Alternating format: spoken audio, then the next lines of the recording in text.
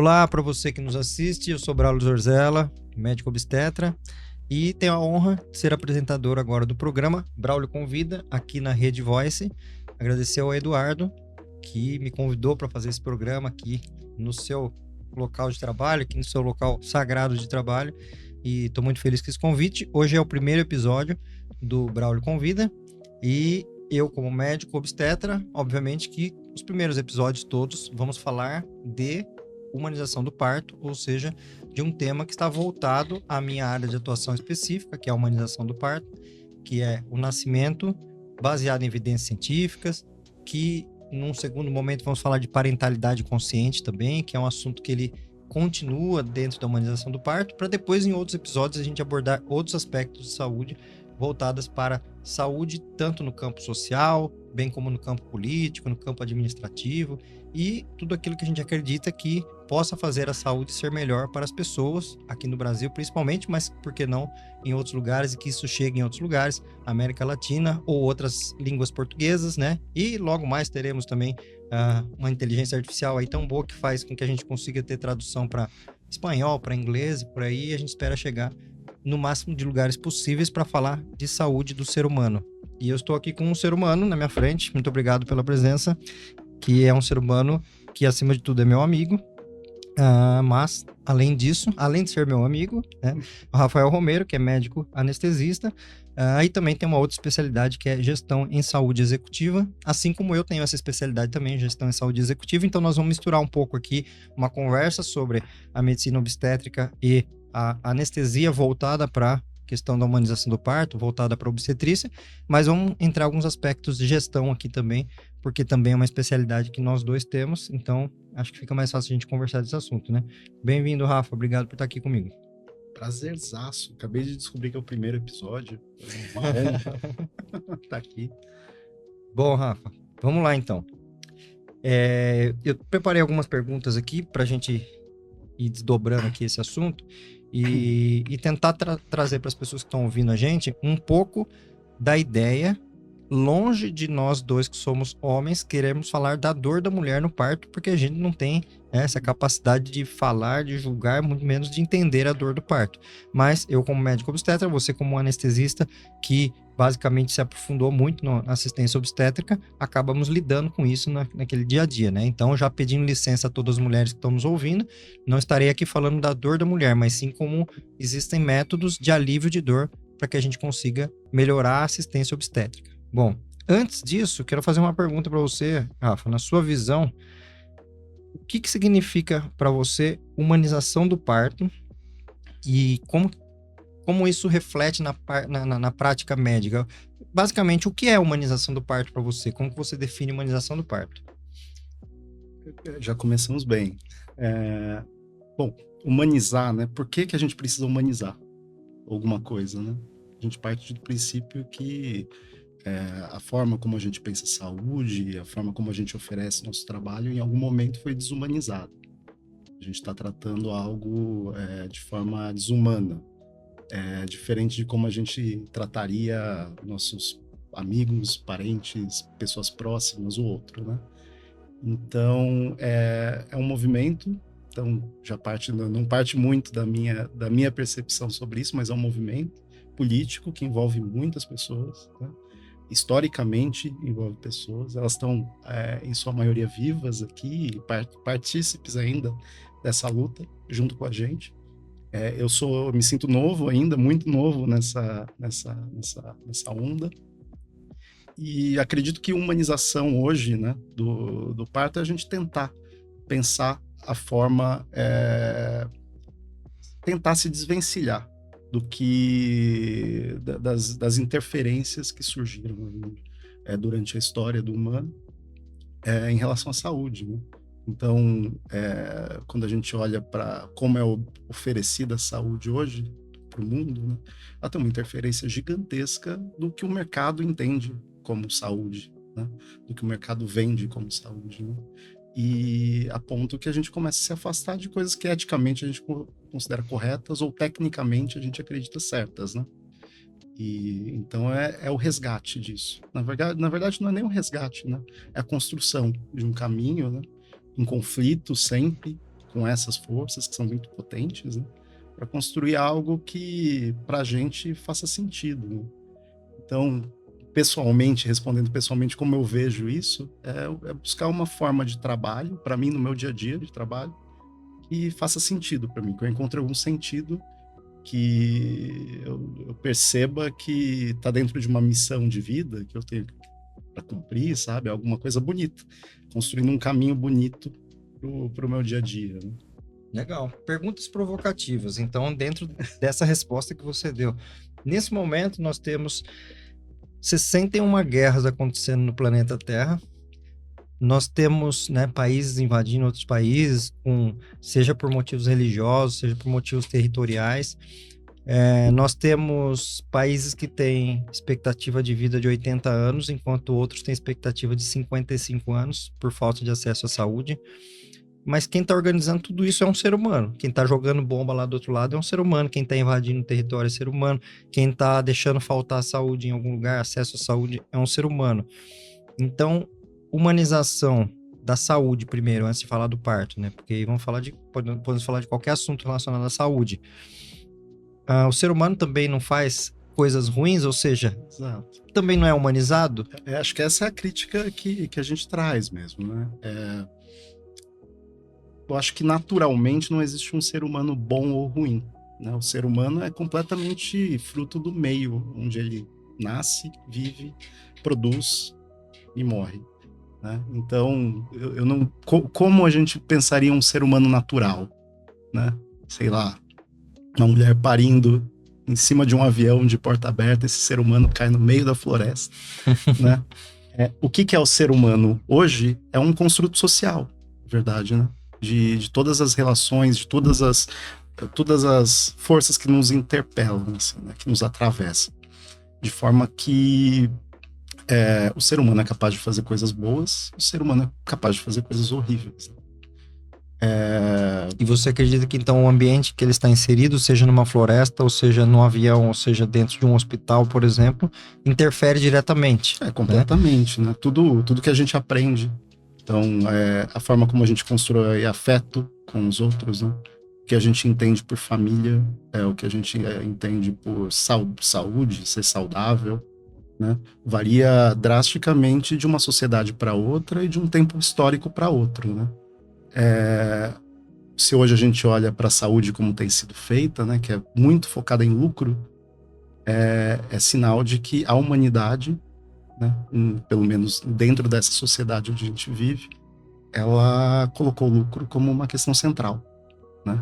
Então, não há nada mais humanizado, na verdade, dentro dessa leitura mais crítica, né? Não há nada mais humanizado do que você ter um hospital da forma como é hoje, você ter uma assistência da forma como é hoje. Não há nada mais humanizado dentro do capitalismo, né, do que uma consulta de 12 minutos, tá? Do que uma cesárea desnecessária, né?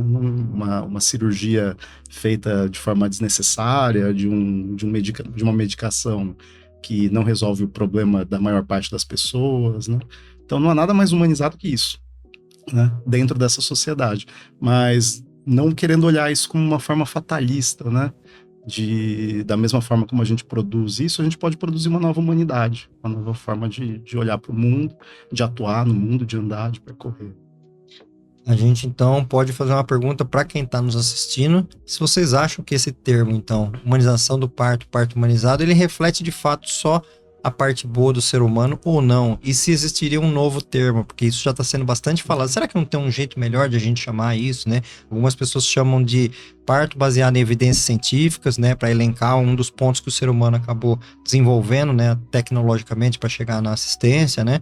Outros dizem partos com boas práticas e vários nomes, algumas pessoas querendo colocar na linha do tempo, um parto no século XXI, né? Ou seja, um parto que está evoluindo e que o que a gente tem para hoje é isso aqui e a gente vai onde a gente estava, para onde a gente chegou, para onde a gente vai, né? Mas só para fechar esse raciocínio. Você traz um ponto que é interessantíssimo, assim, né? O que seria humanizar o parto, para mim, né? Humanizar o parto seria oferecer para todos os seres humanos tudo que o gênero humano produziu, né? Quando for necessário. Então a gente desenvolveu tecnologias, a gente observou muitos partos, né? A gente viu que dá certo, a gente viu que dá errado, a gente pensou em novas técnicas, né? E elas estão aí, né? Isso não foi uma pessoa ou outra pessoa, não, foram as universidades, foram os hospitais, toda uma trajetória de como se deu a construção científica, né? Do que a gente pratica hoje. É oferecer isso para todo mundo, né? Não existe mais nada mais humano do que você oferecer isso, né? Pro outro Todo ser mundo humano. ter acesso a isso. A grande questão é que dentro dessa sociedade, né, isso gera um problema, né? Porque quando você abre acesso para uns, talvez você tira de outros. Ou, economicamente falando, né, você escala um valor econômico para uma pessoa que concentra uma renda, e para isso precisa ter uma base da pirâmide lá, onde não chega esse acesso, né? Hoje no Brasil você tem a maioria das pessoas, né, ela não tem acesso ao que a humanidade produziu de bom, né? Ela não tem capacidade, nem sabe da existência disso, né? A gente fala de parto humanizado, né? Para quantas pessoas a gente consegue oferecer isso de verdade hoje, né? Então, a gente está oferecendo uma assistência dentro de uma leitura moral, ética e desumana, né? A gente está tratando pessoas como não humanos. Eu acho que é o que mais dói, né? Pois é. Dentro do que você falou antes, um recorte que eu achei interessante é dizer que o ser humano ele tem o lado bom e o lado ruim, né? E aí, se a gente pegar exemplos, por exemplo, até de experimentos sociais mesmo, né? Programas de TV, reality shows que colocam pessoas lá dentro, né? Para entender o comportamento, né? Bem como outro reality que é um que coloca as pessoas peladas na A floresta gente gosta muito de reality, né? para Eu ver como gosto. que a coisa funciona, né? Eu gosto muito de reality também, principalmente para entender como que os seres humanos ali, eles vão construindo as suas relações, né? Então, a gente tem experiências disso, experimentos sociais mesmo, que mostram que os seres humanos, conforme eles estão num tipo de ambiente mais confortáveis, eles têm um tipo de comportamento. Quando a coisa vai para o lado da guerra, da barbárie, né? Quando a coisa vai para um lado, o ser humano muitas vezes se transforma, ou ele mostra algo que não apareceria numa situação mais A confortável. gente não tem que ir para um reality show para ver barbárie, né? Essa Exato. que é a questão. O reality show ele é só um casa, recorte, né? Ele é um recorte que você faz um experimento de laboratório, põe uns ratinhos ali dentro daquela caixa e vê o que acontece. É mais ou menos fazer isso com seres humanos, né? Coloca os seres humanos ali pra gente ver o que acontece. Por isso que eu gosto de reality, eu gosto de entender essas relações humanas, né? E aí, só uma provocação até para ver se você concorda, então, com uma definição que eu gosto muito de o que é humanização do parto, que é, primeiro de tudo, se a gente está falando de humanização, a gente está falando de um ser humano que está sendo atendido, né? A gente não está falando de um golfinho, não está falando de uma foca, não está falando de uma galinha, não está falando de uma vaca, não está falando, a gente está falando de um ser humano que está ali. Se a gente está falando daquele ser humano que está ali com outro ser humano ali dentro, né? A gente entende que aquela pessoa é o foco desse momento, né? Se é o foco desse momento, é o protagonista daquele momento, né? O que é a humanização do parto para mim? É o atendimento àquele ser humano que está sendo atendido, né? Aquela mulher ou outra pessoa que tem a útero, que gesta também, junto com aquele bebê que é um ser humano que está ali, sendo atendido por seres humanos que desenvolveram tecnologias para melhorar o conforto e o resultado final e a experiência final dessa pessoa que é a protagonista, né?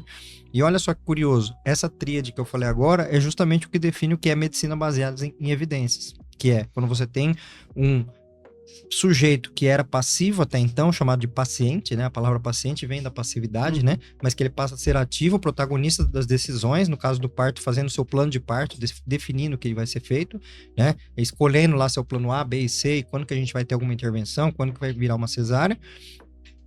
Atendido por outros seres humanos que treinaram para isso, que fizeram suas faculdades, seus cursos, né, para isso, né, sejam as pessoas graduadas ou não, no caso das doulas que não precisam ser graduadas, mas que estão ali para ajudar também, olhando para evidências científicas que estão escritas, seja num livro ou seja numa produção científica, numa livraria virtual, onde a gente vai entender e usar essa tecnologia que foi produzida por seres humanos para o melhor resultado final daquele ser humano, né?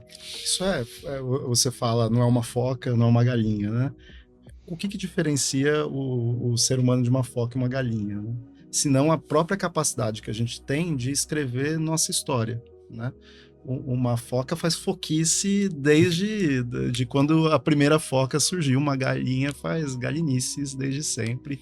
Ela come, ela, sabe? Ela cisca da mesma forma. O ser humano encontra formas de fazer a coisa diferente. Então a gente controla a natureza, a gente controla nossos instintos, a gente é capaz de se proteger do frio, a gente é capaz de produzir uma roupa para vestir, a gente é capaz de tratar as coisas dentro de uma linha histórica, evoluir, né?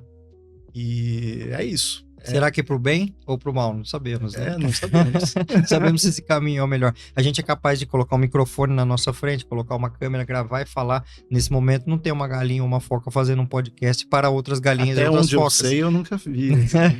Né? Então, humanizar é utilizar características que são humanas E é em na prol... troca, né? É na troca que o ser humano se constrói. Isso. Quando eu digo que um ser humano natural teria que cair de um avião, é porque ele teria que ser isento de qualquer troca com outro humano, né?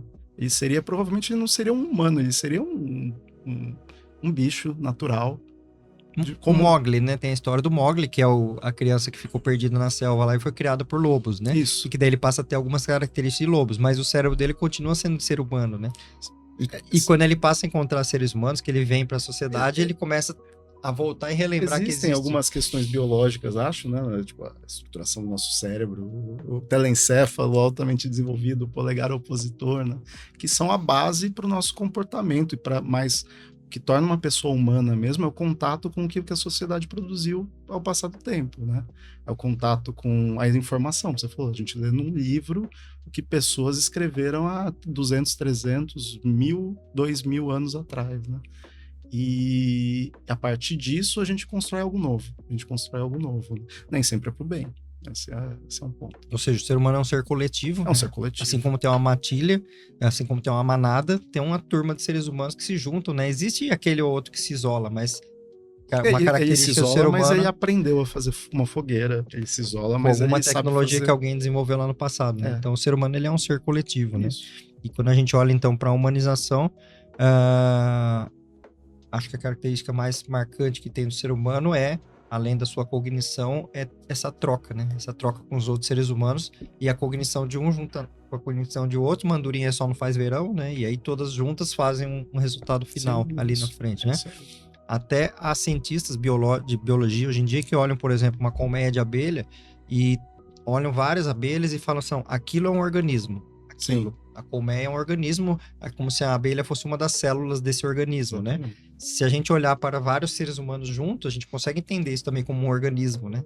E um organismo que, diga-se de passagem, ele vai destruindo o planeta Terra, né?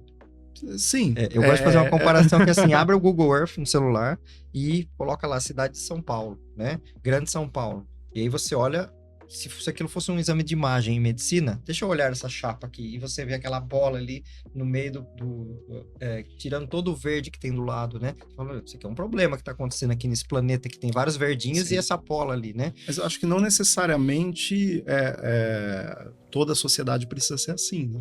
Existem sociedades que se relacionam muito melhor com o meio ambiente. E essa é a pergunta. Será que as grandes cidades, as grandes metrópoles são a solução para a humanidade? Porque elas vão comendo tudo? Ou será que o ser humano se entremear no meio da floresta é o melhor? Ou um equilíbrio entre isso, né? É uma discussão idealista. Mas a questão é assim, por que as cidades se construíram dessa forma que se constroem hoje, né?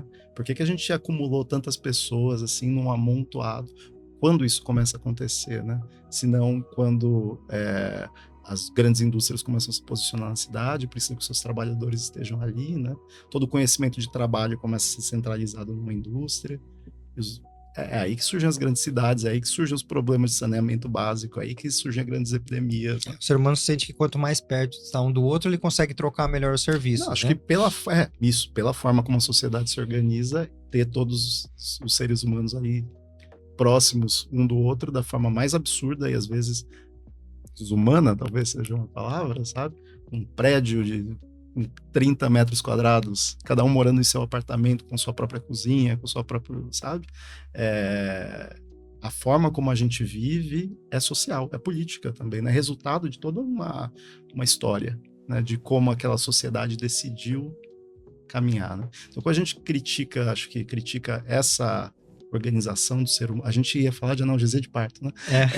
Quando a gente critica a forma como essa sociedade está se organizando, né? É importante que acho que essa discussão não seja feita ao ser humano, mas sim a forma como essa sociedade está se organizando, né? Historicamente optou se organizar. É claro que universalmente, quando a gente olha para os países, parece que todos se comportam de forma muito parecida, né?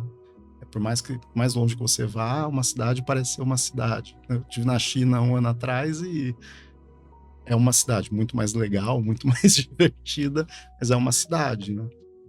Mas a gente não pode perder de vista que existem outras formas de se organizar e que a gente é capaz de, em algum momento, falar, não, talvez não seja necessário isso. Talvez a gente precise de mais parques. Talvez a gente precise de mais espaços de troca, sabe?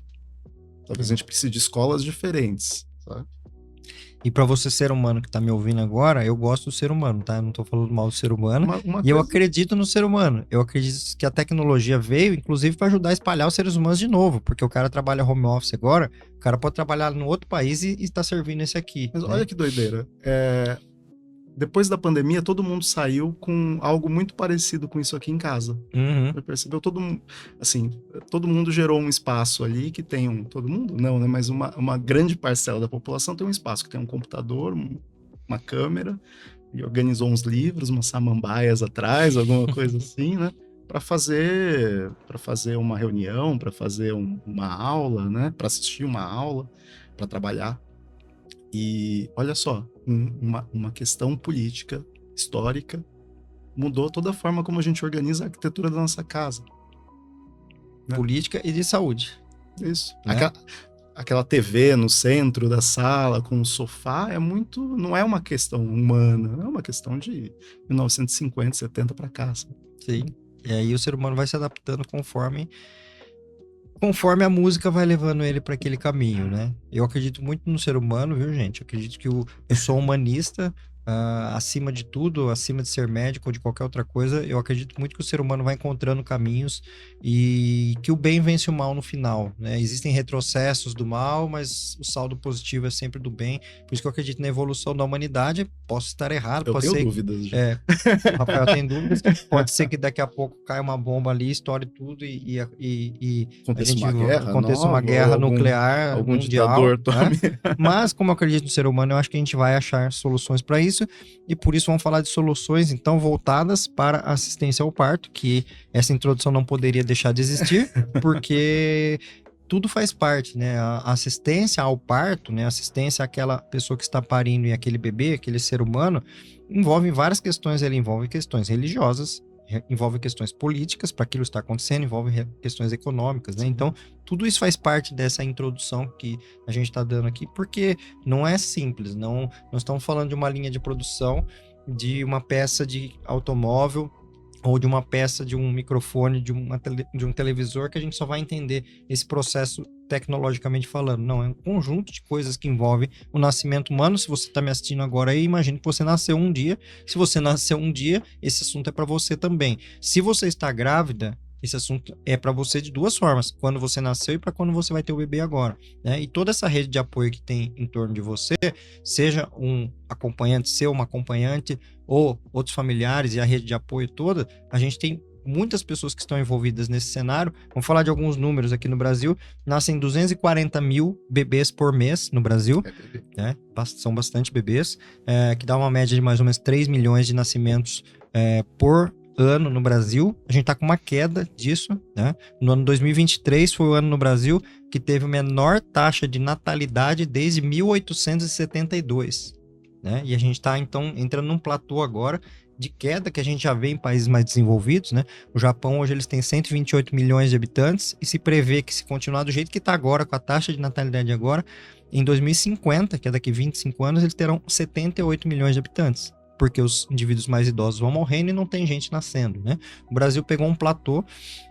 Então, se eu estou falando aqui com 3 milhões de pessoas que terão um bebê esse ano, estou falando com 6 milhões, porque tem a pessoa que vai ter o bebê e o bebê, né? Esse bebê que vai nascer, e depois toda essa rede de apoio, se a gente vai multiplicando, a gente vai chegar aí pelo menos uns 15 milhões de pessoas que estão envolvidas no cenário de nascimento, fora todas as outras 200 milhões, né? A gente tem 215 milhões no Brasil, as outras 200 milhões que nasceram algum dia, né? Então, é um assunto para todos nós que estamos aqui.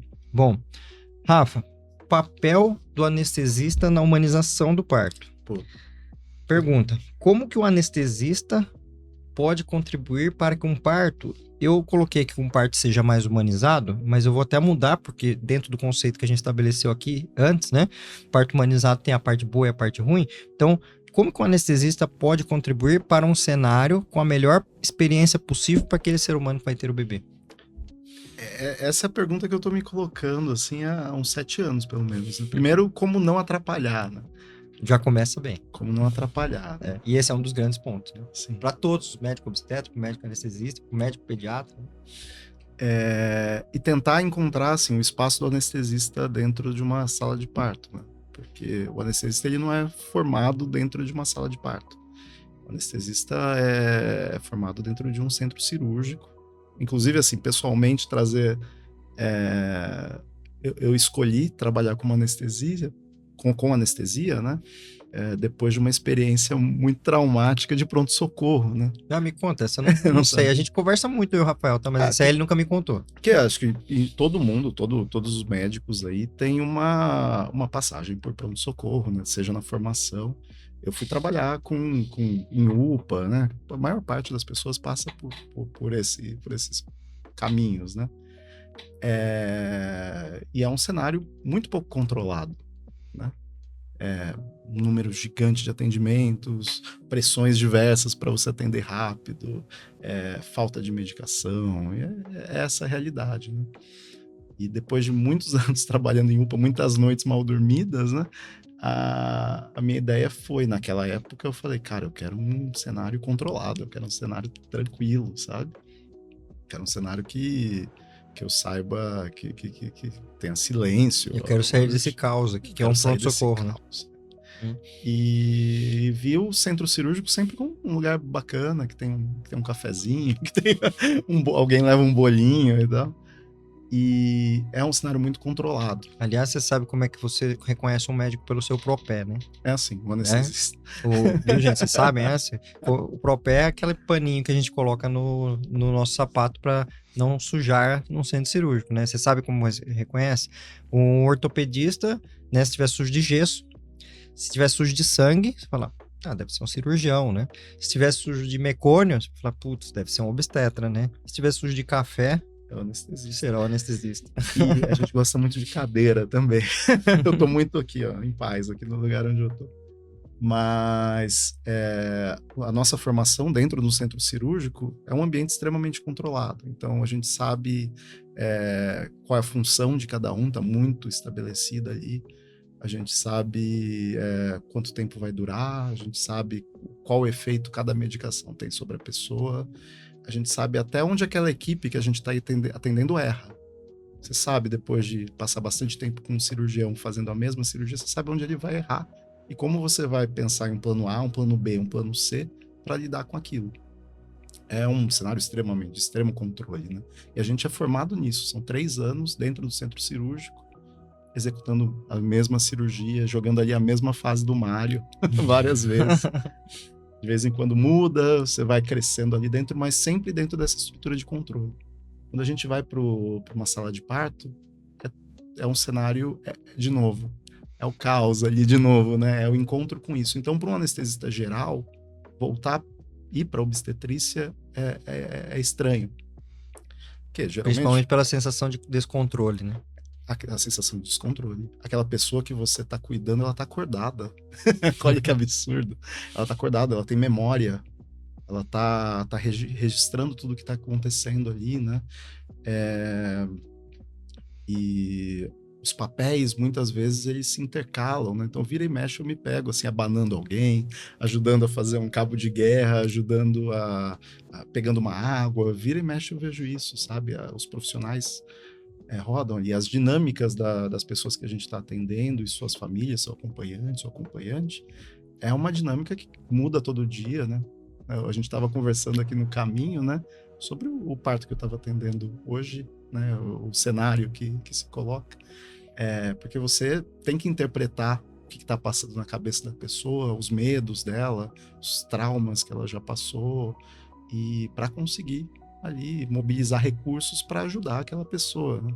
Então, para um anestesista geral, esse cenário de parto é um problema que ele não tem trabalhando ali, fazendo uma cirurgia de colecistectomia, apendicite, sabe? Então, é um caminho muito doido. Já dentro da minha formação era estranho, assim, eu via as pessoas mais velhas chegando e falando, nossa, nem pisa ali, que ali é loucura. Ali a dor existe, inclusive, a pessoa tá vocalizando, né? Dor, e você não sabe como que dá o passo, você não sabe se fica dentro da sala, se você fica fora da sala, você não sabe se você coloca o monitor de pressão, se você tira o monitor de pressão. Se acende a luz ou não acende? Se acende a luz ou não. Então, eu já ouvi de anestesistas falas do tipo, entrei na sala, a luz estava apagada, tava tocando uma música de um mantra, assim, pediram para eu tirar os 5 fios que eu coloquei no peito da paciente, sabe? O que eu vou fazer ali? Que loucura! Uma bruxaria, só falta desenhar um pentagrama no chão. O que eu vou fazer ali, né? Pensar também que existe uma grande parte dos anestesistas homens também, para eles o cenário do parto e ainda mais, né? Quando a gente tem contato com o parto dentro da graduação, da residência, né? Geralmente é um parto hospitalar, um parto complicado, que já vem de uma história de... Você pensa aquilo como uma bomba relógio que pode explodir a qualquer hora, sabe? O anestesista tende a ser intervencionista, né? Ele olha a dor e ele fala, não, tenho que combater a dor. Se eu sou um médico que estudei para tirar a dor, eu tenho que tirar essa dor. Se você vai para uma cirurgia cardíaca, por exemplo, e o paciente acorda com dor, você falhou. Se o paciente acorda com alguma memória da cirurgia toda, você falhou absurdamente e provavelmente você vai ser processado por isso, sabe? Agora, dentro da obstetrícia, você encara a dor de uma forma diferente, né? Então, quer um jeito de estragar a experiência de uma pessoa? Isso eu fui pensar a partir de perguntas que a gente fez para pessoas que pariram com analgesia de parto. O primeiro passo que a gente deu foi, vamos fazer um levantamento de pessoas que pariram com analgesia de parto, o que elas acham. E algumas pessoas falaram assim, dentro de uns 100 comentários que a gente teve, algumas pessoas falaram, eu não senti nada e isso foi terrível para mim. A experiência que eu levei para casa foi um quadro em branco, assim, porque eu me senti sem dor, mas me senti sem mexer minhas pernas, sem poder sair da cama, com um monte de fios ligados a mim, com a equipe manipulando o meu corpo como se eu fosse um objeto, né? Não como se eu fosse uma pessoa com história, com dúvidas, com medos e com ansiedades, né? E eu passei a ser um objeto na mão dessa equipe, né? Então eu falei, caramba, olha só, um ambiente em que a dor talvez exerça algum papel na construção da memória, na construção da experiência da pessoa, e a gente não necessariamente tem que ser completamente inimigo da dor nesse ponto, né? Daí já muda, é uma quebra de paradigma muito grande, assim, que muitas pessoas não conseguem fazer. Principalmente homens, né? A gente tá falando e essa quebra de paradigma, ela vai sobre o protagonismo, né? Porque a gente tá ouvindo a pessoa que tá dizendo que queria sentir algo, né? Eu gosto de uma frase muito legal do Alexandre Coimbra, que é um psicólogo que se conhece, que eu admiro bastante. Um abraço para Alexandre Coimbra, que ele disse assim, uma vez num evento que eu participei junto com ele, eu anotei essa frase aqui, nunca mais esqueço, eu sempre falo essa frase quando chega nesse ponto do assunto, que ele fala assim, que cor tem a vida de uma mulher que diz... Eu não quero sentir nada na hora do meu parto, vírgula. Mas quem foi que desbotou a vida dessa mulher? Né? Essa é a segunda pergunta, é realmente importante. Porque, obviamente, não é a culpa dela, né? Se ela não quer sentir nada na hora do parto dela, é porque alguma coisa levou ela a isso, né? E aí, gente, vocês viram que o começo da conversa foi bem abrangente, né? Falando de questões do planeta Terra, inclusive, por quê? Você vê o que o Rafael fala. Um anestesista que se forma num padrão de linha de produção de cirurgias. Você tem lá sala 1, 2, 3, 4, 5, 10 salas cirúrgicas. Aqui é uma cirurgia de apendicite, aqui é uma de ortopedia. Aqui isso é interessante, né? Aqui é uma apendicite, aqui é uma ortopedia. Tem o nome, né? Aqui é uma apendicite, aqui é uma João. Colecistectomia, aqui é uma e assim vai. São várias cirurgias em série, onde o anestesista ele tá num ambiente de controle, onde aquela paciente ele coloca para dormir, se não dormir ele dá mais medicação até dormir. Né? E para que o cirurgião consiga ter acesso à cirurgia. E veja só, quando você vai para o outro lado, que é a assistência ao parto, né? Independente desse termo humanização do parto, que eu tô querendo derrubar ele há muito tempo, e vou fazer desse canal um dos caminhos pra gente derrubar esse termo, porque ele não reflete exatamente o que a gente tá falando. Vamos falar da assistência ao parto. Uma mulher grávida que começou a ter contrações e tá ali em trabalho de parto, né?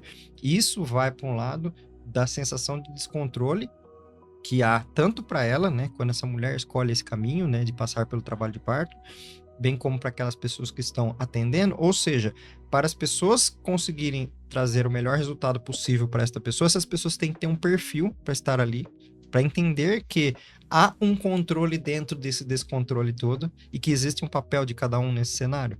Você concorda? Quando você traz a fala do Alexandre, acho que daria para fazer um paralelo, né? Por que a gente precisa ter controle sobre tudo? Exato. Né? Acho que quem colocou a lógica de controle sobre tudo, senão uma lógica de produção de saúde que muito emula uma lógica de produção industrial. Sala 1, sala 2, sala 3, sala 4, quanto tempo demora para essa cirurgia, quanto tempo demora para o anestesista acordar a paciente, vamos tirar ela daqui e jogar para outro setor de recuperação e vamos fazer o negócio girar. Um negócio. Negócio, e aí, pegando a palavra negócio, o que acontece muito quando o ser humano ele começa a pensar sobre como pagar as coisas, né? Ou como pagar as contas, né? Vou pagar aqui minha conta de água, luz e tal. Cada um tá na sua caixinha, né? E você sabe quando você gastou de água, quando você gastou de luz, e assim vai. O sistema financeiro que rege o cuidado à saúde, ele também tem as suas caixinhas, né? Ele também tem a sua conta de água e de luz, então ele vai olhar para um cenário, olha, na sala 1 eu gastei tanto, na sala 2 tanto, na sala 3 tanto. Na sala 1 tinha o profissional A, B, C e D, que eu gastei X, Y, Z e W com esses profissionais e eles estão pagos. Agora, num cenário onde existe um certo caos, só que organizado ali, uma parte de descontrole com um controle final, que é essa equipe transdisciplinar estar ali, né? Como você falou, as funções se integram, né? Como é que um convênio, né? Ou como é que uma operadora de saúde, como é que a pessoa que está pagando consegue enxergar que não tem cada um no seu quadrado, né? Essa é uma quebra de paradigma bem grande, porque ela fala que o profissional A, B, C e D vai ganhar X, Y, Z e W porque ele executa A, B, C e D. E num cenário transdisciplinar, que a gente não conseguiu chegar nisso ainda, a gente está engatinhando nisso, onde uma enfermeira obstetra também faz um papel em partes do médico obstetra, o médico obstetra faz parte da enfermeira, o médico anestesista faz parte da dolo, que faz parte do anestesista, o médico anestesista e o médico obstetra tem uma conexão muito grande ali naquele momento, a enfermeira obstetra e a doula têm conexões muito grandes, né? Acho que dá para até ir além disso, assim, nessa discussão. A gente pensa, por exemplo, você falou, são linhas de uma tabela de Excel aí, de custo, né? O trabalhador é mais uma linha só, né? Até quando a gente vai fazer um DRE, o trabalhador é uma linha. Explica o que é DRE para as pessoas. Eu nem sei direito. Mas DRE é você pegar as contas no fim do mês e ver se fecharam as contas daquele serviço. Você vai ter ali o consumo de material, você vai ter ali o quanto você gastou para limpeza, você vai ter ali o quanto você gastou de publicidade, e você vai ter ali o quanto você gastou de mão de obra. Mão de obra é só mais uma linha. E você é visto como mais uma linha na tabela do Excel, né? Você é um anestesista dentro de uma cadeia de produção e você também, da mesma forma que a gente fala uma apendicite, uma cirurgia ortopédica, um fêmur, sabe? O gestor tende a falar, é um anestesista, sabe? E quando eu converso com o pessoal da humanização, quando eu olho para dentro, assim, tento entender o porquê que eu tô fazendo isso, né? Qual que é o meu objetivo, sabe? É entender que a gente está tentando também buscar um resgate do que a gente é, sabe? Do que é a nossa missão, do que é o nosso objetivo, do que é o sentido do trabalho para a gente, né? Quando a gente quer parar de enxergar aquele parto como um parto, né? E quer enxergar a dinâmica familiar ali existente, quer usar assim toda a base teórica que a gente tem, de tecnologia, para conseguir oferecer para aquela pessoa o que ela precisa, né? A gente está nos humanizando, né? A gente está buscando na gente o que é mais de humano, que é essa necessidade, essa ambição por fazer algo diferente, fazer algo de uma forma que a gente considera melhor. E que é mais humano do que enxergar um ser humano individualmente, com todas as características, aquele ser humano, né?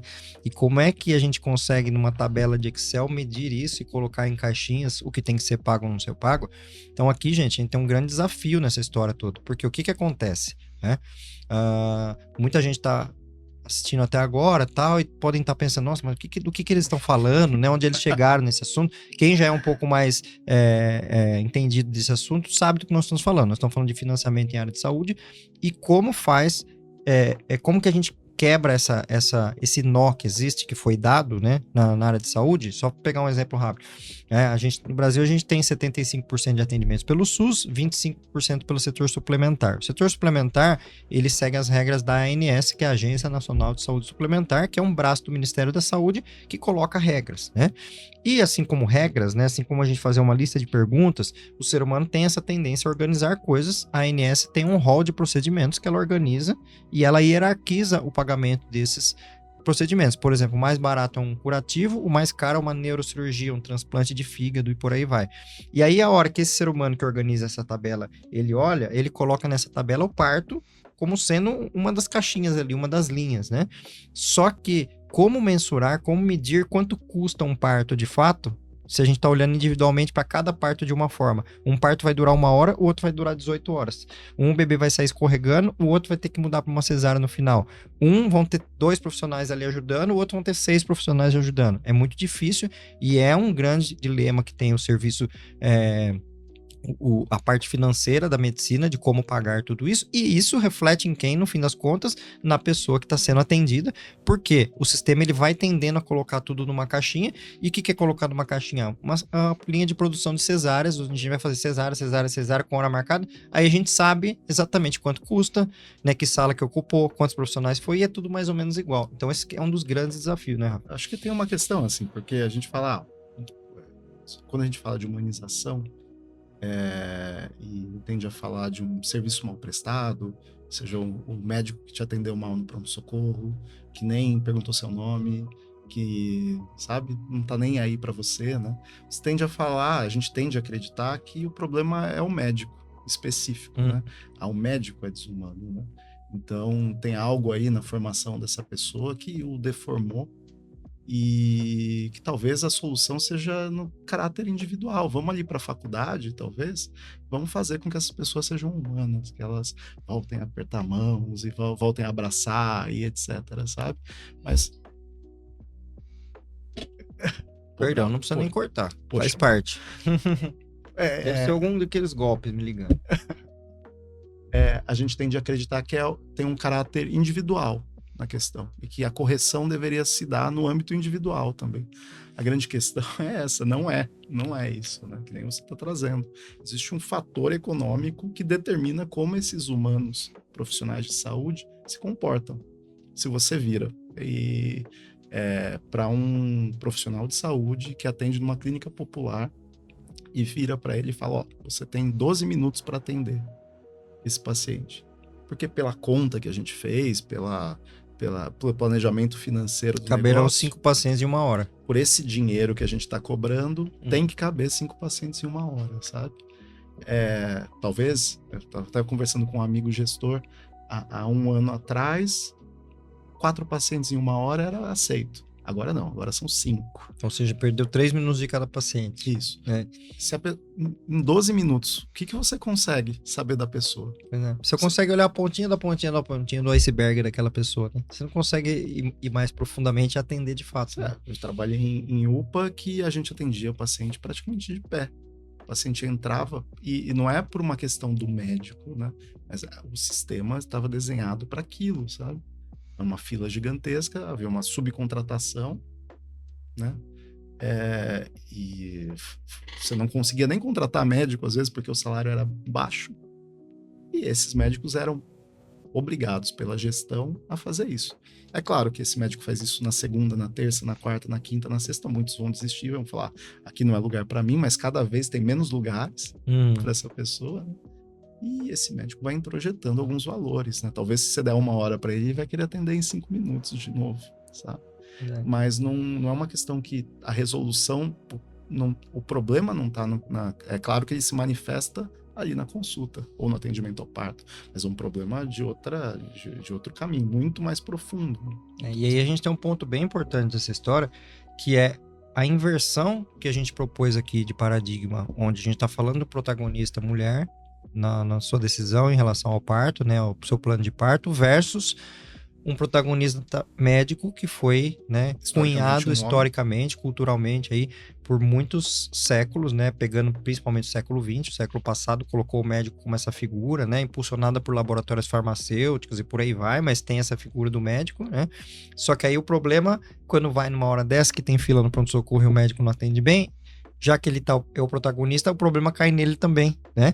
E aí uma fala que eu falo para muitos amigos médicos, colegas que estão atendendo, falou, gente, não é legal querer ser protagonista por vários motivos. Primeiro que não dá os melhores resultados lá na frente. A medicina baseada em evidências mostra que o paciente sendo protagonista, ou seja, nem sendo mais chamado de paciente, os resultados são melhores lá na frente. E você sendo protagonista, eu sei que toma bronca lá na frente depois, né? Porque tem um monte de problemas que vem antes, até esse médico estar ali. Óbvio que tem caráteres e caráteres de pessoas, né? Tem profissional bom e ruim em todas as áreas. Mas como a gente estava falando no começo lá, você coloca seres humanos dentro de uma caixinha e começa a estudar esses seres humanos, se o ambiente está favorável, você tem um tipo de comportamento, se está desfavorável, vai para outro. Então você coloca lá 100 médicos num ambiente favorável para atender, coloca 100 médicos num ambiente desfavorável para atender e mede os resultados. Você vai ver que nesse ambiente desfavorável, e aí vide local de atendimento. Não precisa nem trocar de lugar. Você pega um hospital e compara os terceirizados com quem é contratado. Pois é. Com quem é concursado. Mas no fim do dia, quem tá feliz com o trabalho e quem não tá. Exato. Quando você coloca o ser humano sob uma pressão de trabalho, aquele médico que tá ali é um ser humano também, né? E se ele tem condições ruins de trabalho, desde a cadeira e a mesa são ruins, a caneta que não funciona, o pagamento que não chega no fim do mês, né? Quantas vezes que a gente vê acontecer isso, né? Médicos dão plantão e demoram 3, 4 meses para receber, às vezes não recebe, a empresa fale, some e não paga o médico, né? Então tem muitas coisas que levam até aquilo acontecer. Então, médicos, colegas, medicina baseada em evidências já tem mostrado que a pessoa sendo protagonista, os resultados científicos, os resultados técnicos, né, clínicos são melhores e é melhor para os médicos também. No cenário do parto, o que isso quer dizer? Uma mulher protagonista e a divisão de tarefas entre as pessoas, cada um tem a sua função. E aí algum médico vai dizer assim, mas o juiz não quer saber disso. O juiz, na hora final, ele vai julgar o médico, né?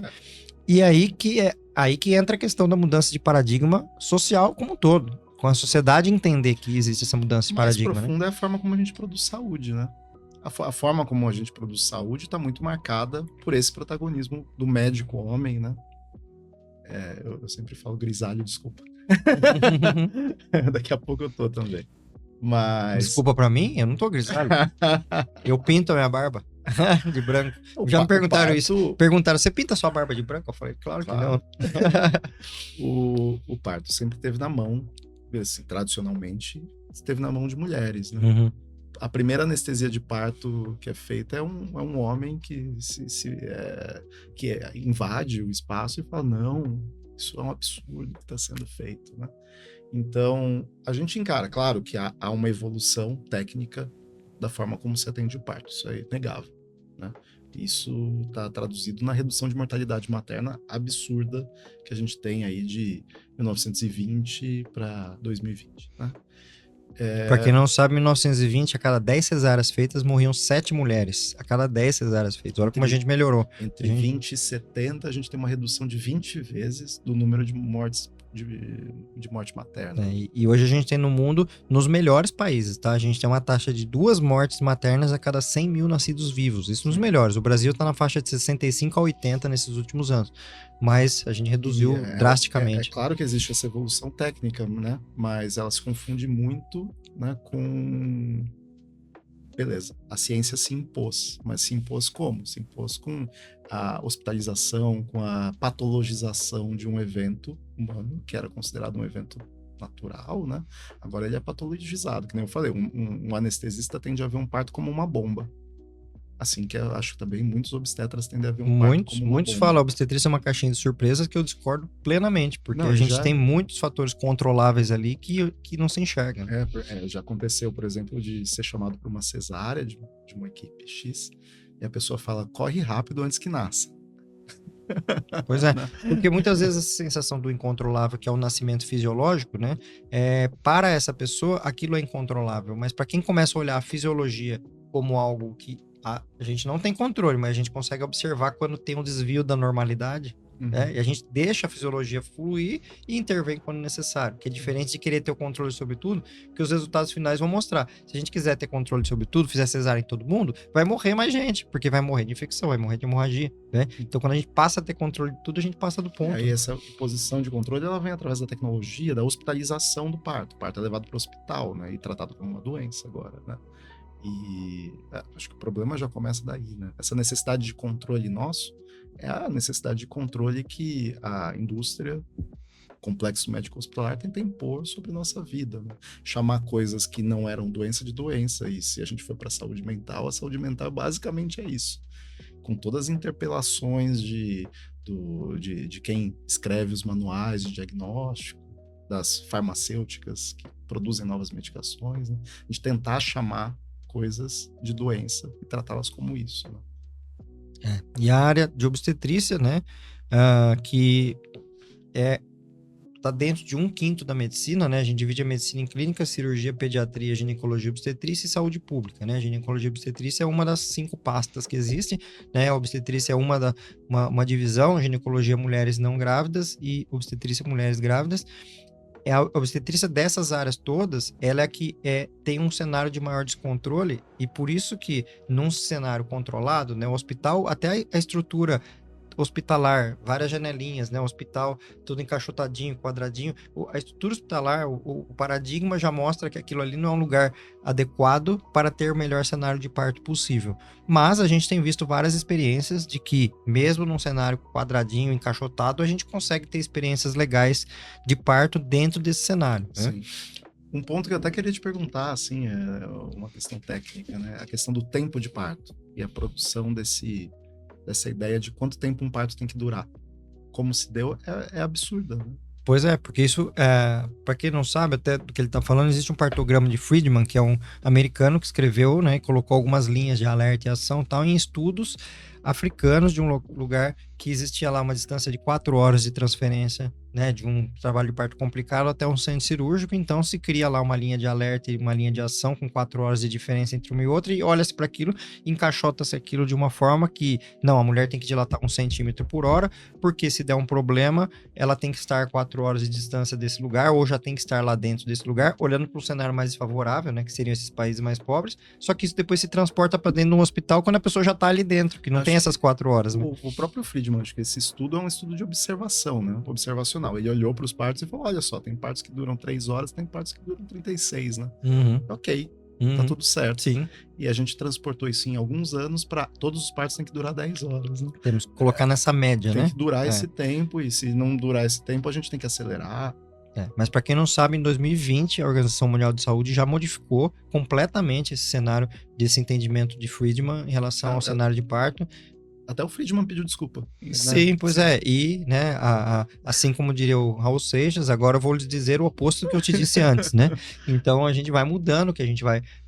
o cientista, ele pode reconhecer, falar, não, quando eu fiz aquela ciência ali naquele momento, eu tinha essa base, que agora eu tô entendendo que é melhor. Olha só o que vocês fizeram com a minha observação. Que bom, obrigado por terem, né, ido ali na frente, que é o que você falou, o ser humano pega e o outro vai melhorando lá na frente, né? Rafa, métodos de alívio de dor no parto, dito tudo isso que a gente falou agora, existem métodos que são não farmacológicos, ou seja, não são medicações, e existem os métodos farmacológicos, né? Como que você vê, como anestesista, o papel dos métodos não farmacológicos, ou seja, ele é um cara que vai injetar medicação, então ele lida com o farmacológico. Eu quero que ele me fale como ele vê a utilização dos métodos não farmacológicos na hora do parto. Fazer outra questão anedótica aqui, contando da minha formação, né? Em algum momento a gente estava estudando um tipo de método.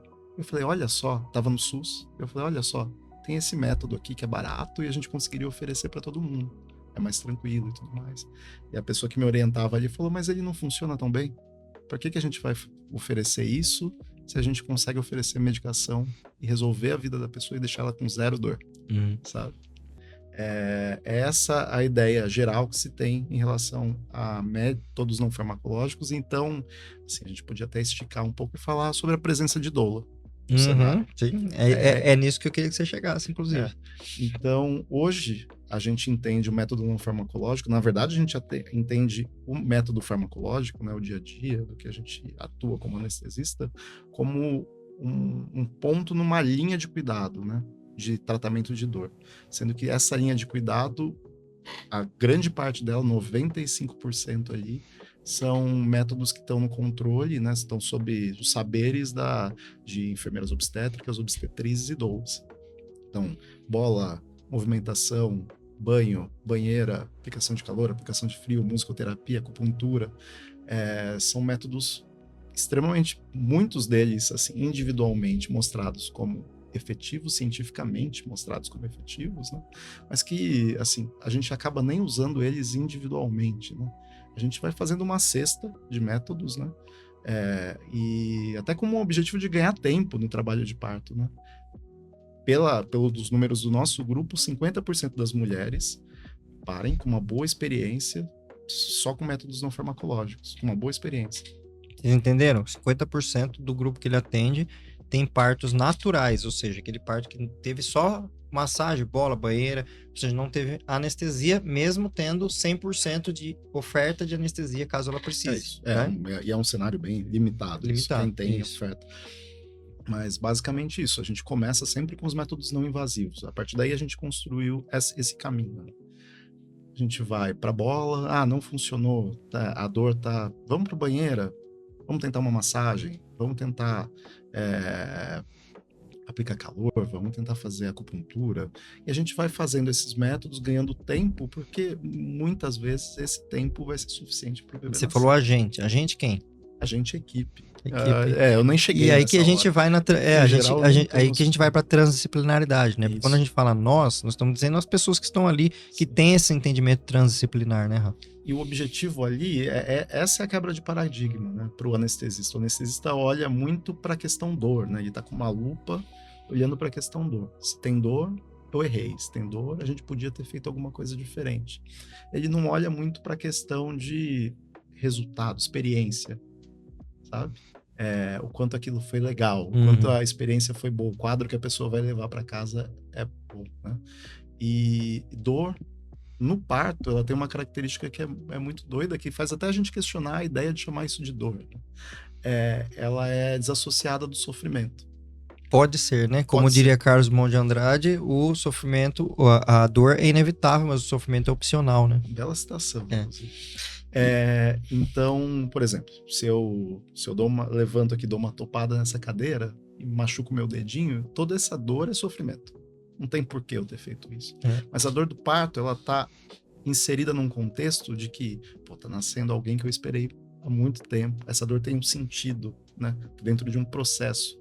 Eu tô sendo apoiada por um grupo de pessoas aqui que muitas vezes eu consegui escolher, né?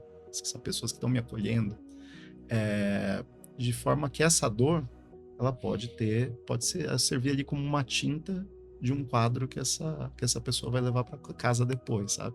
Em algum momento, essa dor pode ser excessiva num ponto que ela gera sofrimento, né? Que ela tira a autonomia da pessoa. E quem que vai decidir isso? A pessoa que tá falando se tá sofrendo ou não. Essa é uma questão central, porque a maior parte dos lugares aqui de assistência, você escuta uma mulher gritando e chega um anestesista. Foi aqui que pediram analgesia. Ou mais, né? Dizem só pode tomar anestesia com X centímetros, né? Que não tá na hora. Que isso, para quem tá nos ouvindo, essa história de só pode tomar anestesia com... Tem lugar que eles falam 3, tem lugar que fala 5, tem lugar que fala 8 centímetros. Isso tem a ver com quantas horas está sendo pago aquele profissional para estar ali. Não tem a ver com alguma coisa técnica ou clínica. Apenas. É apenas administrativo e gerencial. Não tem essa regra. Aqui só pode tomar com X centímetros. Não é porque faz mal tomar com menos do que isso. É porque na conta cabe isso, né? E aí, então, perguntas provocativas nesse sentido. Existe uma dilatação correta para se fazer uma anestesia? Não. Por quê? Foi feito até um trabalho chinês sobre isso, né? Oferecendo analgesia de parto para mulheres fora do trabalho de parto, fase de latência ainda, e comparou com outro protocolo que permitia que só que a analgesia fosse feita a partir de uma dilatação. Chegou à conclusão que os resultados eram os mesmos. Assim, tempo do trabalho de parto, desfechos do parto, tudo. Então, isso só mostra pra gente que é uma decisão gerencial mesmo, que é tomada por um gestor, geralmente um homem que está ali numa salinha que pegou uma planilha e fez as contas de quantas horas cabia naquele atendimento, né? Não importa, é uma dor que ele não escuta, sabe? Não é ele que está sentindo. Mas... E não só não é ele que não tá sentindo, mas que ele julga, ele não consegue olhar com esse olhar, que a gente também não tem, a gente não consegue palpar essa dor, né? De olhar que a dor é sempre sofrimento e não tem que sentir, acabou, né? Que é esse outro lado, né? Que é o outro lado de um hospital que é obrigatório toda mulher tomar anestesia, porque muitas vezes essa anestesia vai ser faturada também. E que vai ser faturada também, ou seja, mas muitas vezes entra nesse paradigma do tipo, não, onde já se viu hoje em dia se tem anestesia, por que ela não vai tomar? Exato, isso é muito estranho para um anestesista. Que é outra pergunta, e aí, como é que um anestesista vê isso? Não você, porque a gente sabe que você já trabalha nessa linha, mas como você vê que os anestesistas veem isso? Como assim tem gente que não vai tomar anestesia se tem à disposição? Se tem à disposição. Eu, antes de entrar nesse mundo, minha companheira Dani, obstetra, pariu, né? E eu olhava para ela e falava, nossa, por quê? Porque tá aqui a tecnologia para se usar.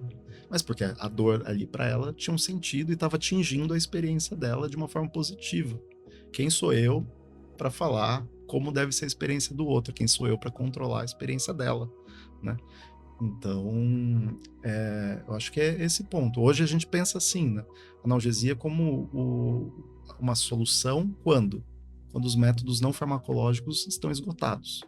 A gente usou de tudo o que a sociedade tinha para oferecer de métodos não farmacológicos para aquela pessoa, tudo que estava na mão da equipe, que ela sabe fazer, né? E isso não está sendo suficiente para manter a pessoa dentro de um cenário em que ela se sinta satisfeita. Não está conseguindo tirar ela de um lugar de sofrimento. Não está conseguindo fornecer para ela autonomia para pensar, eu quero levantar, eu quero fazer um xixi, quero beber uma água, sabe? Quero comer, quero pensar na minha vida. Nesse momento, a analgesia entra como um recurso importantíssimo, né? Então, a gente vai tirar a pessoa desse sofrimento. E por que é um recurso importantíssimo? Dentro do cenário de humanização do parto, a analgesia é um dos principais mecanismos para você conseguir uma taxa de cesárea razoável, baixa. Então, se a gente está buscando aí as taxas de cesárea da OMS, a gente só consegue fazer com a possibilidade de analgesia de parto. Dos elementos. Um dos elementos é esse. Com certeza. Mas se a gente vai numa maternidade qualquer, não precisa ir muito longe daqui, não precisa sair da região central de São Paulo e perguntar para as mulheres que passaram por cesárea o motivo por isso, né? Entre aquelas que tentaram um trabalho de parto, elas vão falar, tava com muita dor, senti muita dor. Muitas vezes eu falar, tava sem dilatação, então fui para uma cesárea. Ou porque eu tava muito cansado, tô há dias sem dormir, tô extremamente cansado e é por isso que eu fui para uma cesárea. Não, analgesia de parto tá aí como uma alternativa para lidar exatamente com dor e com cansaço. Agora, se a gente vai para as mulheres que nem tentaram, que foram direto para uma cesárea e no pré-natal foram levadas a escolher uma cesárea. Por quê? Porque eu tenho medo da dor. Ou seja, esse tema nosso aqui, que é analgesia de parto, né? Que a gente fala de métodos não farmacológicos, que isso é um tipo de analgesia também. Você não dá medicação, você alivia a dor de uma forma. E métodos farmacológicos, eles reduzem muito uma necessidade de uma intervenção maior, que é a própria cesárea, né? E quantas mulheres que a gente vê que disseram que tiveram cesárea porque tinham muita dor, né? Quando a gente vai para risco e benefício, colocando uma balança, o que é pior? Analgesia de parto farmacológica ou cesárea? E muita gente não sabe, inclusive, que existe analgesia de parto e mais. Eu já vou chegar numa pergunta aqui administrativa / política do acesso à anestesia, né? Muita gente não sabe que tem... que poderia ter esse acesso, e não é culpa dela não saber, é culpa do sistema não informar. Inclusive é bom falar, existem métodos farmacológicos para lidar com dor do parto. Exato. Existem os métodos que são... O que é isso, gente? É um anestesista estar ali na hora do parto e dar uma anestesia, né? A gente não precisa nem entrar muito em detalhes, mas existe o duplo bloqueio, fazer anestesia nas costas aqui, entra com uma hack, com uma peridural, a gente não precisa nem entrar muito nessa parte técnica. A gente consegue, com esses métodos, modular a dor do parto. Isso. Para quem consegue diminuir o volume da dor do parto. Isso. Né? Para quem não está suportando nada e aquela dor está sendo terrível, e essa dor varia de pessoas para pessoas, né? De parto para parto, mais do que de pessoa para pessoa, de situação para situação, né? Existem bebês que estão numa posição que dói mais, Um parto longo tende a doer mais também. E a dor é subjetiva, né? Às vezes não é nem a questão de posição. Se pegar duas pessoas que vão tomar uma injeção, uma fala não doeu nada, a outra, morreu de dor. É a mesma injeção, é o mesmo estímulo. Mas né? ainda assim é uma questão, isso gera uma questão entre as pessoas que estão parindo e se preparando para isso, né? Muitas tendem a achar que não querem analgesia porque elas querem se mostrar fortes, conseguir um parto natural. Algumas já aconteceu até de casos assim de mulheres que receberam analgesia de parto, mas que não queria que isso fosse divulgado no grupo de mulheres onde elas... Como se isso fosse um sinal de fraqueza. Né? E trazer que não é uma questão individual só. Eu recebo bastante gente no consultório antes, no pré-natal, pessoas com fibromialgia, que é uma doença que faz com que a pessoa seja mais sensível à dor. A pessoa está acostumada a sentir dor o tempo inteiro, o dia inteiro. Né? Todos os dias. E a pessoa fala, eu tô morrendo de medo do parto, porque se eu dou uma topada na porta, isso para mim é como uma fratura de um braço. Mas é muito comum essas pessoas não usarem analgesia de parto. Muito comum. Porque ela já tem um limiar já mais treinado pra dor, né? Não, porque a pessoa, aquela dor faz algum sentido, às vezes porque o parto é rápido, o bebê tá bem encaixado, se encaixa de uma forma que ele gira, de forma que gera menos dor, né?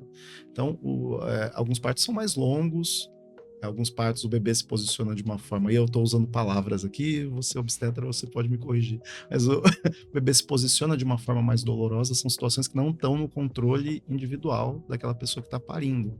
E até que ponto que será que o obstetra que tá vendo aquilo acha que é aquela posição que tá gerando aquela dor e às vezes nem é. Às vezes é alguma outra coisa que tá gerando a dor, né? Exato. Então, existe esse método, ele pode ser usado, ele foi construído, né, a partir de saberes aí, então são métodos que surgem assim, começam a ser usados em 1920 e ganham maior notoriedade na década de 60, né? Então, desde essa época, existem métodos para lidar com a dor no parto, né? Hoje, infelizmente, esses métodos farmacológicos. Porque os não farmacológicos, isso é milenar, né?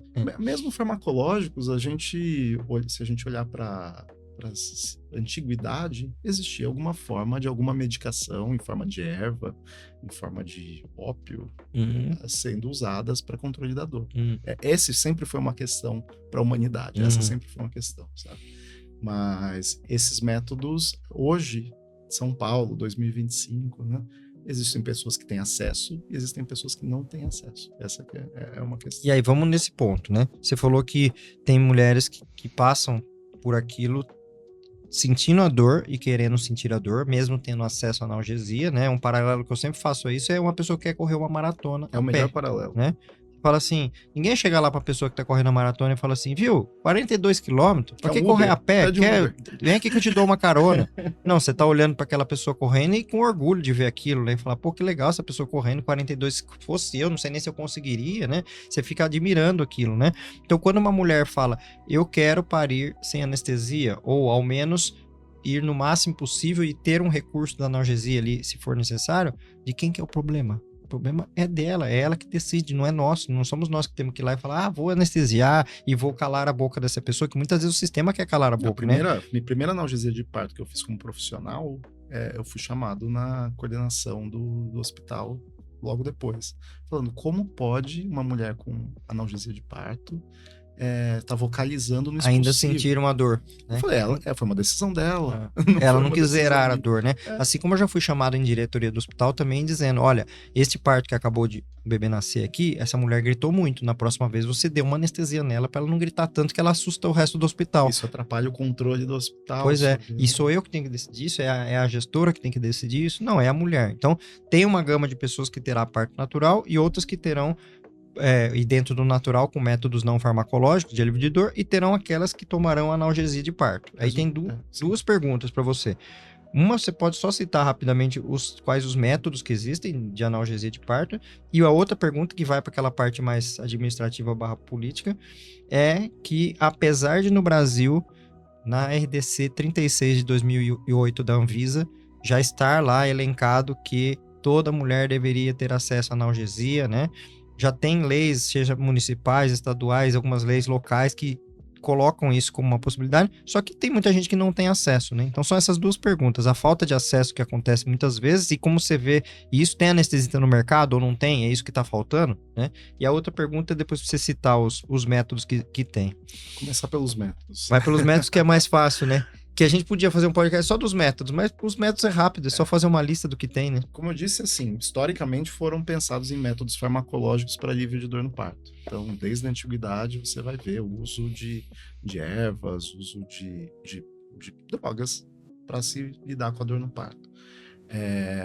Qual é o problema histórico que a humanidade enfrentou em relação ao uso de drogas para cuidar da dor do parto? Não é uma dor simples. Geralmente você precisa de grandes doses de qualquer medicação que você vá fazer. Essa medicação pode ser ingerida, pode ser injetada, né? Inalada, mas essa medicação cai na corrente sanguínea. Ela, geralmente, o sítio de ação dela é no cérebro, ela ultrapassa, chega no cérebro, da mesma forma como ela passa a placenta e chega no bebê. Então, invariavelmente, a gente lidou com um problema que é os bebês estão nascendo anestesiados. Uhum. Tanto o score de Apgar, né? Virginia Apgar, uma anestesista / neonatologista, ela falou, tenho que fazer um score para avaliar esses bebês, né? Era uma preocupação. Então, sempre existiram, a gente passou por muitas décadas usando métodos, medicações pela veia para tratar. E aí só para a turma entender, ou que vão direto na veia, ou que a pessoa toma via oral, ou inala e vai parar na corrente sanguínea. Então, essa que era uma questão, um problema no passado. São métodos que geram sonolência. Porque o bebê então, em recebe também. 1920, por exemplo, se usava uma mistura de morfina com escopolamina, a pessoa comia isso, bebia isso, usava isso, e ela esquecia do parto. Ela ficava com dor ainda, mas ela tinha um corte de memória disso, né? E uma das grandes causas de mortalidade materna era nessa sonolência, nessa agitação, a pessoa regurgitar o conteúdo do estômago, cair no pulmão, e essa era uma causa de mortalidade. Daí que vem toda a discussão dessa questão obstétrica, que vem toda a discussão de jejum em anestesia, não só em obstetrícia. Com o avanço das técnicas, a gente foi encontrando outros métodos, né? Então, hoje a gente tem um método inalatório também, mas que é muito pouco usado no Brasil. Não pegou a moda, né? Foi muito usado na Europa, ainda é muito usado, inclusive em Estados Unidos também. Hoje nos Estados Unidos. Eu peguei essa entrada nos Estados Unidos, de 2018 para cá, nos Estados Unidos, que começa uma publicidade em relação a esses métodos inalatórios. Já a Rainha Vitória usou métodos inalatórios na Inglaterra. É usado em parto domiciliar na Inglaterra. No Brasil é muito restrito, assim, mas basicamente a pessoa usa uma máscara ou um bucal associado a um cilindro de óxido nitroso, também é chamado de protóxido, e a pessoa inala esse gás, é extremamente seguro, né? É um pouco difícil de usar ainda. A pessoa tem que começar a inalar um pouco antes da contração, a gente tem que acertar isso, educar a pessoa a usar, mas é um método eficaz, que funciona para uma parcela da população. Mas o avanço mesmo, ele se dá com os bloqueios. O que é bloqueio? É você bloquear a transmissão do impulso nervoso. Em algum momento... Fala para elas lá. Então, você tem lá a dor vindo de uma terminação nervosa, é o fim do nervo, né? Ele capta estímulos de dor. Essa dor, ela passa pelo nervo, ela entra na medula, ela sobe, chega no cérebro, e o cérebro entende aquilo como dor, como sofrimento, até como prazer, né? O bloqueio, as técnicas de bloqueio, elas cortam esse impulso nervoso em algum lugar. Então, geralmente, a gente usa, a base é um anestésico local, o mesmo que a gente usa no dentista. A gente usa essa medicação em algum caminho entre a terminação nervosa e o cérebro, e esse estímulo, quando ele chega nesse bloqueio, ele não consegue passar. Então, o cérebro não encara aquilo como dor.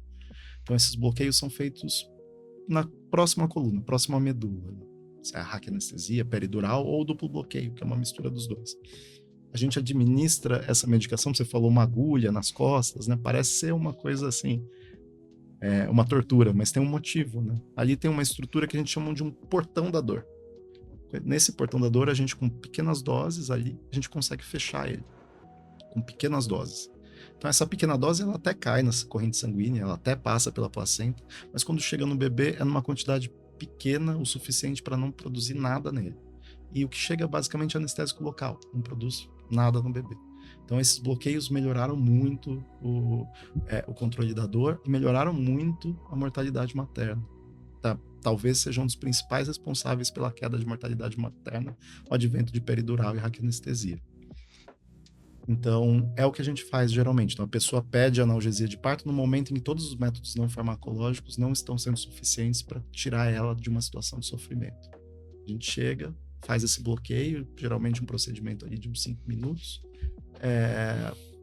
Depois de uns 10 minutos, a pessoa está...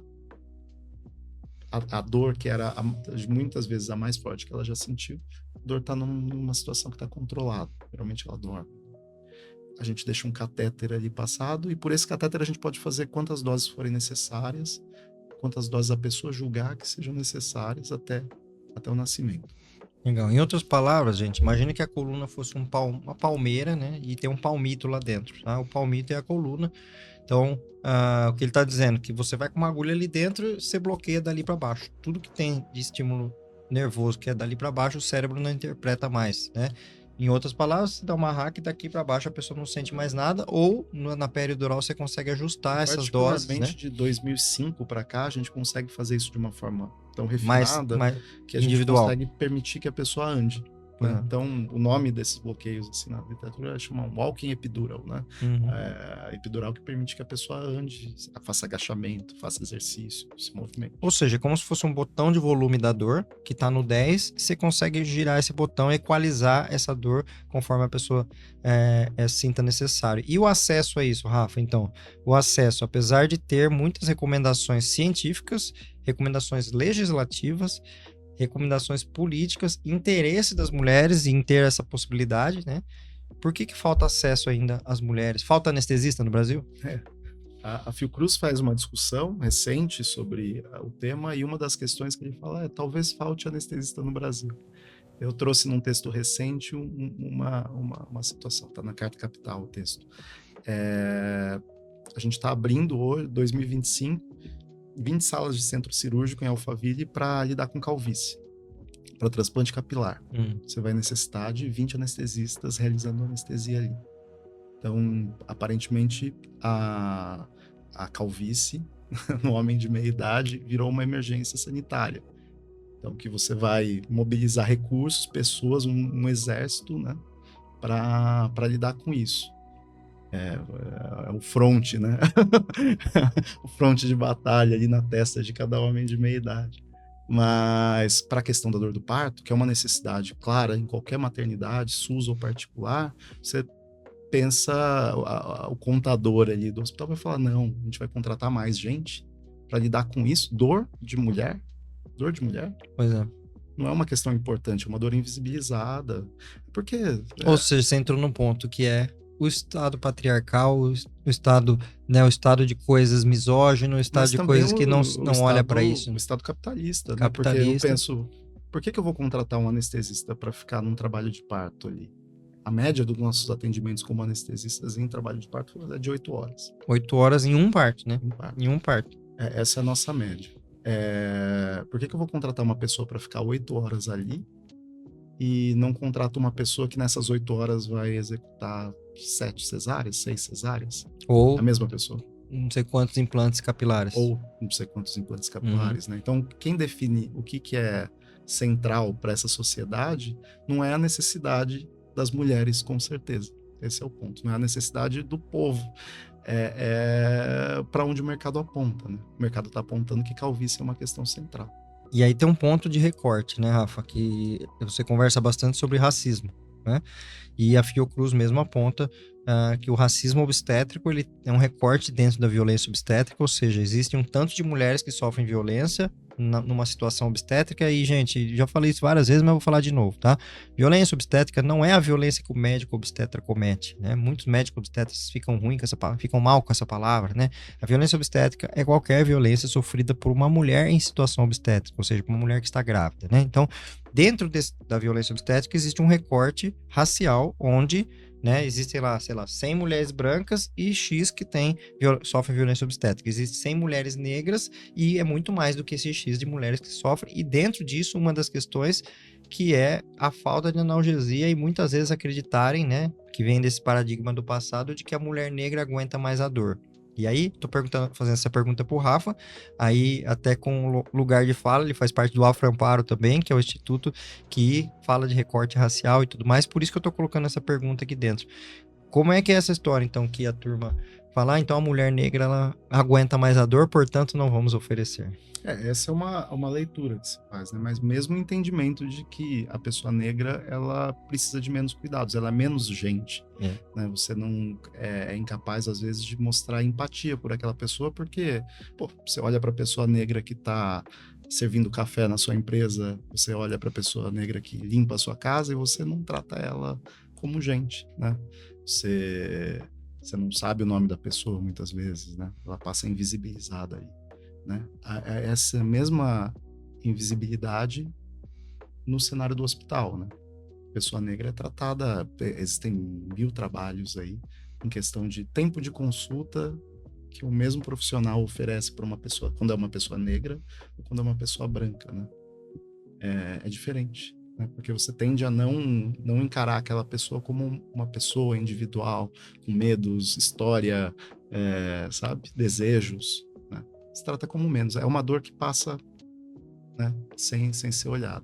Há uma leitura de sim, você acreditar que a mulher negra é uma mulher forte, que está acostumada a se ferrar tanto no mundo e na sua vida, que essa dor ela está acostumada, ou que o quadril é mais largo e ela precisa de menos apoio. Eu tendo a acreditar que não, é mais uma leitura de que essa pessoa é menos pessoa. Ela merece menos. É isso que o sistema entende, né? Mas isso vai ficar, esse recorte disso aqui, até para um convite para um próximo programa, para a gente falar sobre recortes raciais dentro da área da saúde. Aí a gente convida o Paulo também do Aframparo para vir aqui. Já está feito o convite, Paulo, para vir aqui, para a gente falar desses recortes de saúde dentro do aspecto racial, que o Aframparo, que o Rafael e o Paulo cuidam, tem já bastante experiência nesse tema, né, Rafa?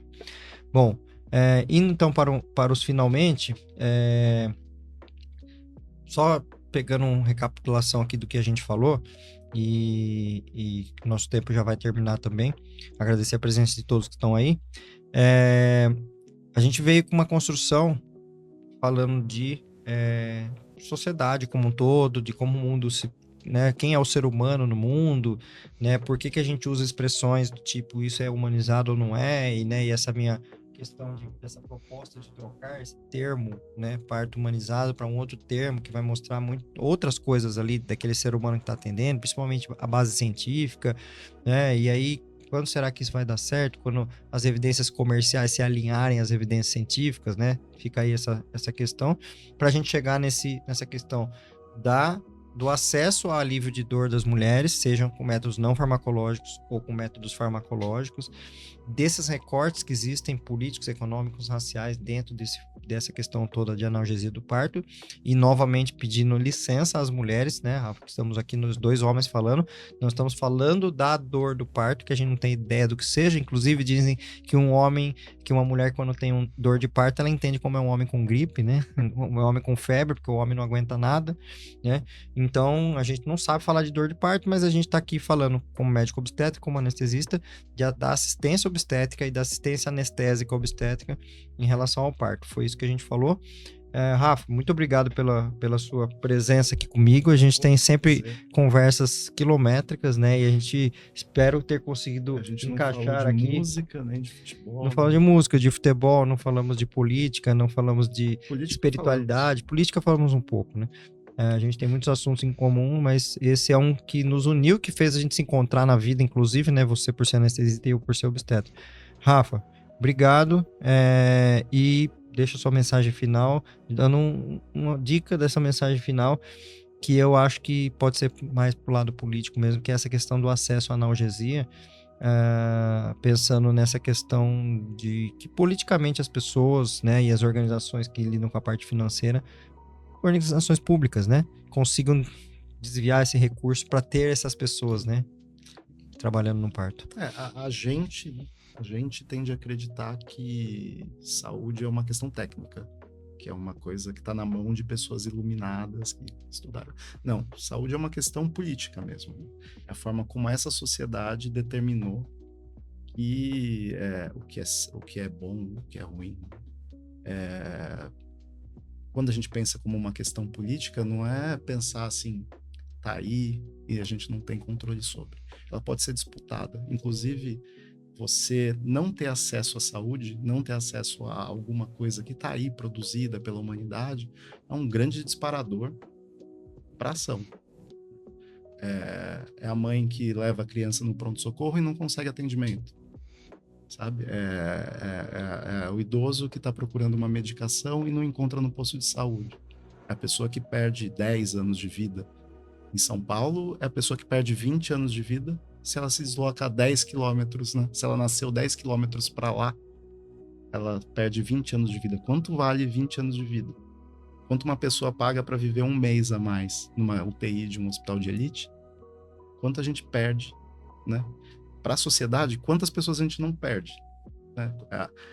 Esses dias ontem, estava conversando desculpa prolongar, mas eu tava ouvindo uma fala de uma pessoa dizendo, pô, mas a gente quer contratar funcionários negros, mas eles não chegam aqui, eles não mandam o currículo pra gente. Será que tem algum problema no sistema de currículo? Será que eles não sabem ler um edital? Eu falei, cara, muito provavelmente esse cara morreu aos 16 anos, sabe? Nem tem o currículo. Ou muitas vezes ele ficou com medo de mandar o currículo e já sabia que poderia não ser aceito. Muitas vezes esse cara tá ali no índice de mortalidade infantil, sabe? A gente tem que lutar por isso. É um disparador, e é por isso que a gente eu trabalho com saúde, penso nisso, como um disparador para uma mudança maior, para que a gente possa construir uma sociedade que a gente fale, putz, olha só, a gente está sendo olhado, sabe? A gente está participando da construção de uma coisa maior e a vida está fazendo sentido para a gente, sabe? Uma outra fala que eu ouvi ontem era o jovem negro da periferia que consegue entrar nessa empresa, a gente coloca ele para fazer, será que ele se forma e vai produzir um aplicativo de um banco alemão, sabe? Será que alguém sonhou em trabalhar num banco, sabe? Isso não é o sonho de ninguém, sabe? É a gente conseguir construir os nossos sonhos de verdade, sabe? Conseguir dar um caminho autônomo que faça sentido na nossa vida, sabe? Acho que é essa luta que a gente tem que guiar. Na anestesia é isso, pessoas não têm acesso a isso, é um método importantíssimo, sabe? Pessoas não têm acesso à presença de doula no seu parto, sabe? Um ser que a gente percebeu ser uma categoria que a gente percebeu ser extremamente importante para os desfechos. Pessoas não têm acesso a isso. Tem maternidades que fecham a porta para doula, que acham um absurdo, né? Não precisa ir muito longe para isso. A gente tem que lutar, né? É um ambiente de luta e é por isso que a gente está aqui. É isso, Rafa. Obrigado pela sua presença aqui comigo. Valeu novamente por essa conversa. Gente, obrigado para quem ficou até agora aqui comigo. Esse então foi o primeiro episódio do Braulio Zorzella Convida, um programa que eu pretendo aqui convidar várias pessoas para falar de assistência em saúde, tanto da parte política, falaremos também da parte espiritual, tem umas coisas que eu quero falar aí com algumas pessoas, e da parte administrativa, financeira e por aí vai. Obviamente, começando esse primeiro programa já com um assunto que me envolve completamente, que é assistência ao parto, mas teremos próximos episódios aí com outros assuntos de saúde, por exemplo, como eu acabei de fazer o convite aqui, para a gente falar de recorte racial e acesso à saúde, bem como vários outros. Se você tem, inclusive, curiosidade sobre algum tema, mande aqui nos comentários e fale, olha, esse tema aqui é um tema legal para vocês abordarem aí nesse tipo de programa, que eu vou avaliar com carinho, e ver quem é uma pessoa que pode vir falar comigo disso aqui. Queria agradecer aos patrocinadores do programa, que não são nenhum até esse momento. Então, se você é uma pessoa que gostaria de patrocinar esse programa aqui, pode falar com a Rede Voice e contatar a Bianca, contatar o Eduardo, e você vai encontrar um caminho aí para fazer um patrocínio a esse meu programa Braulio Zorzella Convida, com a intenção de falarmos de saúde aqui, coisas que envolvem questões políticas, administrativas, espirituais e por aí vai, de acesso à saúde à população que não tem acesso, de acesso a condições técnicas de saúde num cenário de assistência ao parto ou em qualquer outro cenário da área de saúde, estarei aqui para receber você como patrocinador. Então, gente, obrigado aí por todos. Até a próxima.